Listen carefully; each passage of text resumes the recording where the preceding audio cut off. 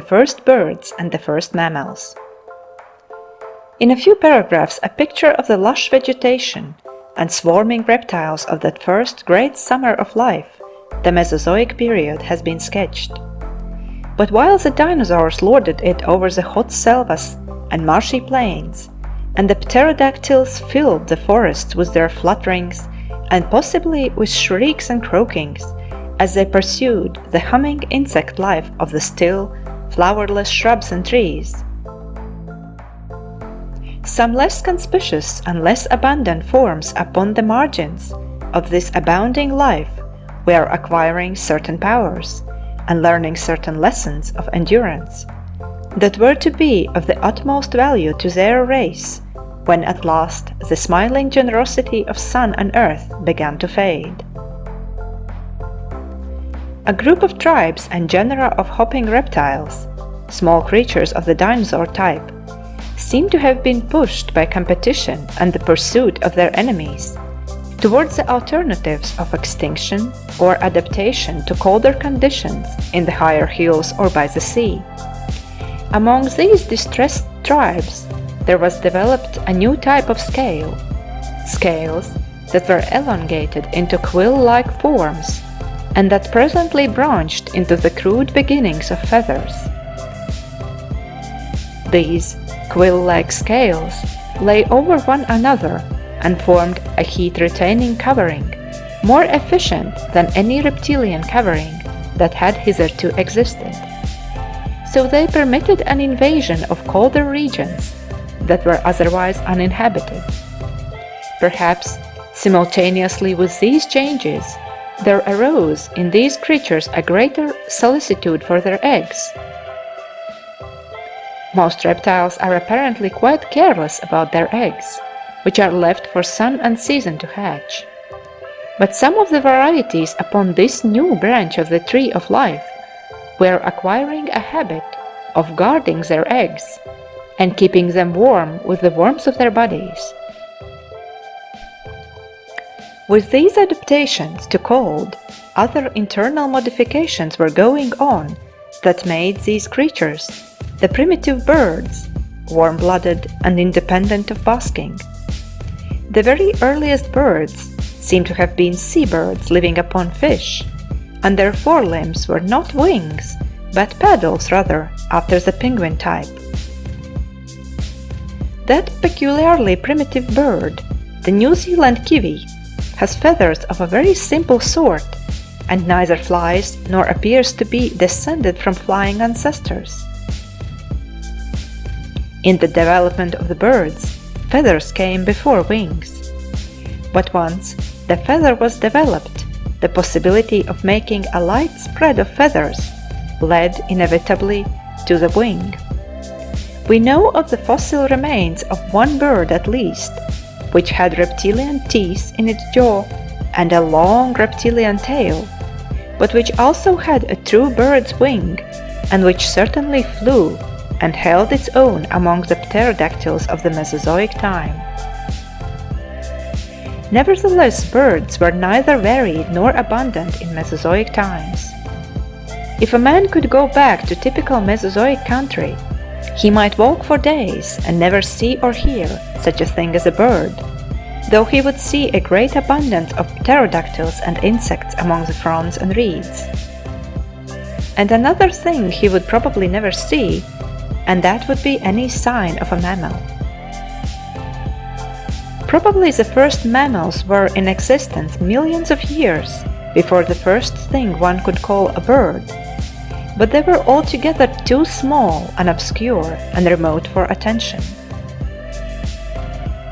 The earliest mammals, like the earliest birds, were creatures driven by competition and pursuit into a life of hardship and adaptation to cold.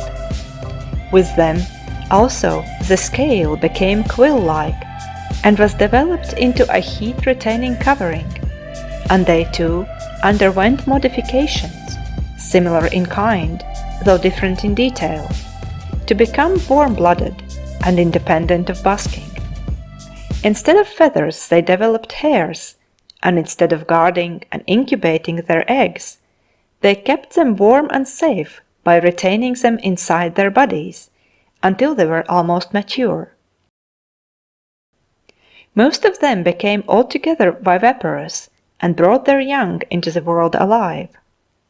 And even after their young were born, they tended to maintain a protective and nutritive association with them.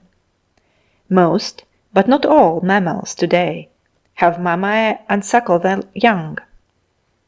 2 mammals still live which lay eggs and which have not proper mammae, though they nourish their young by a nutritive secretion of the underskin. These are the duck-billed platypus and the echidna. The echidna lays leathery eggs and then puts them into a pouch under its belly, and so carries them about warm and safe until they hatch.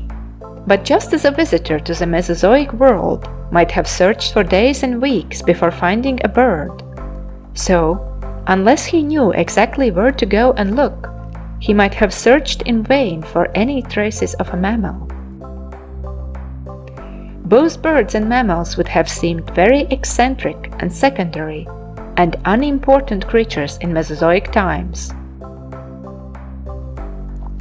The age of reptiles lasted, it is now guessed, 80 million years.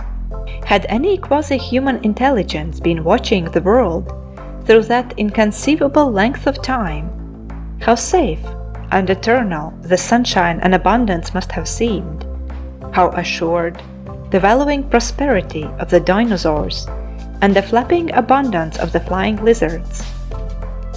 And then the mysterious rhythms and accumulating forces of the universe began to turn against the quasi-eternal stability.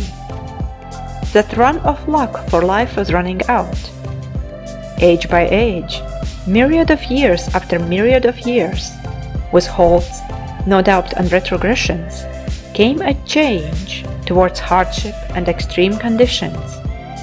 Came great alterations of level and great redistributions of mountain and sea.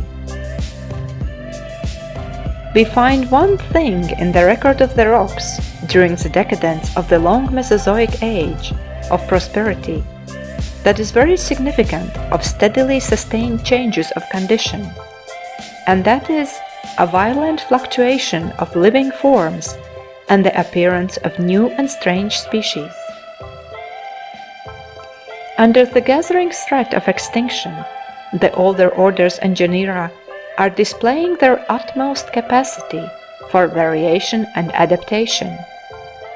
The ammonites, for example, in these last pages of the Mesozoic chapter, exhibit a multitude of fantastic forms.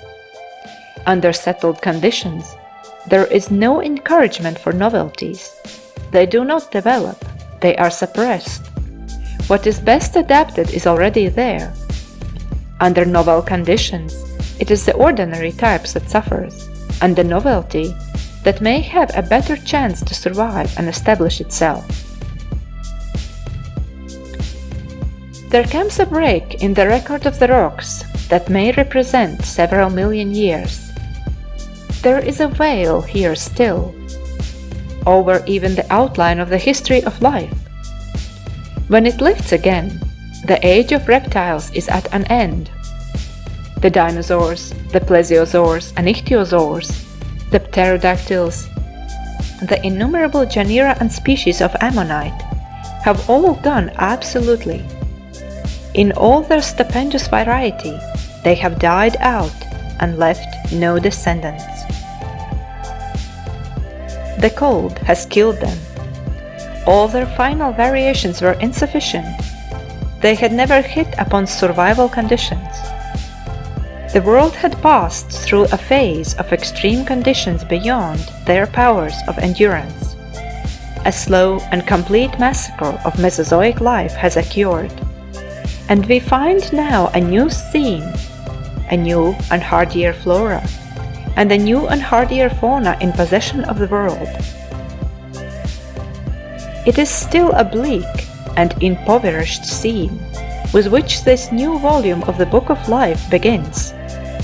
The cycads and tropical conifers have given place very largely to trees that shed their leaves to avoid destruction by the snows of winter and to flowering plants and shrubs, and where there was formerly a profusion of reptiles, an increasing variety of birds and mammals is entering into their inheritance.